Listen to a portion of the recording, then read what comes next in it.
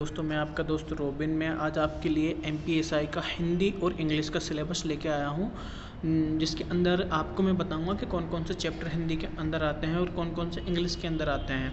हिंदी का अपने 70 नंबर का पोर्शन आता है MPSI के अंदर और 30 नंबर का आता है इंग्लिश का। तो ऐसे कुल मिला के 100 नंबर का पोर्शन अपने हो गया है।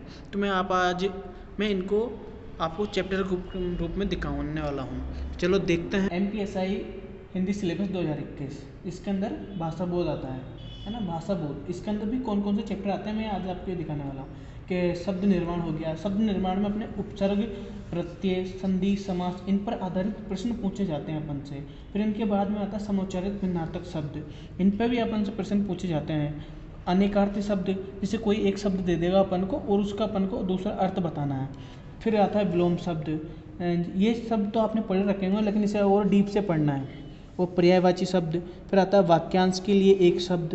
फिर भाव विस्तार, पल्लवन, ये आते हैं। फिर वाक्य शुद्धि, जैसे आपको कोई एक शब्द दे दिया मंजू, मंजू का सही शुद्ध शब्द कौन सा होगा वो आपको बताना है। फिर आता है वाक्य परिवर्तन, के मोहन मार्केट जाता है या मोहन बाजार जाता है, तो उसको अपन को भूतकाल में या भविष्यकाल में परिवर्तन करना है, वो आता है। मुहावरे, लोकोक्तियाँ, मुहावरे आपको पता है, जैसे मुहावरा 9 2 11 होना, लोकोक्तियाँ ये आती हैं। समास विग्रह तथा समास के भेद, यह आएगा। कभी कभी आपसे समास की परिभाषा भी पूछी जाती है तो आप उसको तैयार कर लेना। संक्षिप्तीकरण पूछा जाता है और परिभाषिक तकनीकी शब्दों का प्रयोग होता है इसके अंदर, उससे आधारित क्वेश्चन पूछे जाते हैं। जैसे आपसे पूछ लेगा एडवोकेट का हिंदी अर्थ क्या होगा, इस तरीके से आपको वोकेबलरी वो पढ़नी है, पूरी प्रशासनिक वोकेबलरी।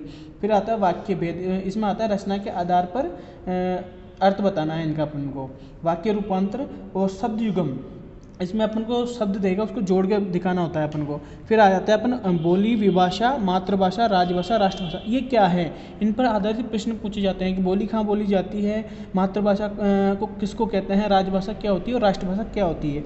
फिर अपन से मुहावरे, लोकोक्तियों का वाक्यों में प्रयोग करके प्रश्न पूछता है।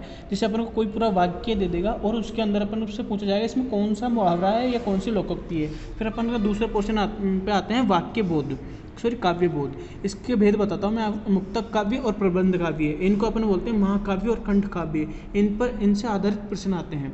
फिर रस की परिभाषा पूछेगा अपन से, रस के अंग और भेद पूछेगा, उदाहरण भी पूछता है ना। और अलंकार में वक्रोक्ति, अतिशयोक्ति और अन्योक्ति, ये सबसे ज़्यादा पूछे जाते हैं। लेकिन और भी आते हैं अलंकार, लेकिन ये सबसे ज़्यादा पूछे जाते हैं। इसी तरह छंद में गीतिका, हरिगीतिका, उलाला और रोला, ये सबसे ज़्यादा पूछे जाने वाले हैं।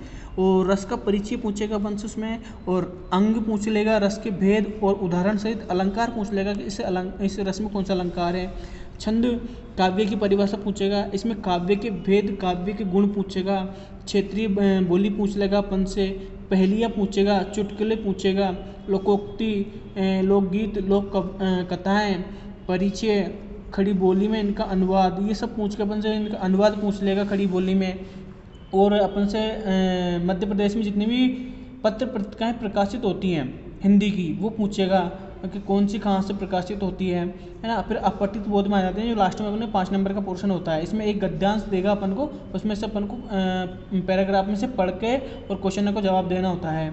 ऐसे ही पद्यांश देगा एक, उसमें से शीर्ष, सारांश और प्रश्न के उत्तर देने होते हैं। अब मैं आपको इंग्लिश का बताता हूँ, इंग्लिश में कितना सा पोर्शन आता है। इंग्लिश में अपन से टेंस पूछता है, मॉडल्स पूछता है, डिटर्मिनर्स पूछता है, आर्टिकल पूछता है, नरेशन पूछता है, वॉइस पूछता है, क्लोज पूछता है, प्रपोजिशन पूछेगा, अनसेन पैसेज ये पूछेगा। तो ये 30 नंबर का पोर्शन होता है अपना।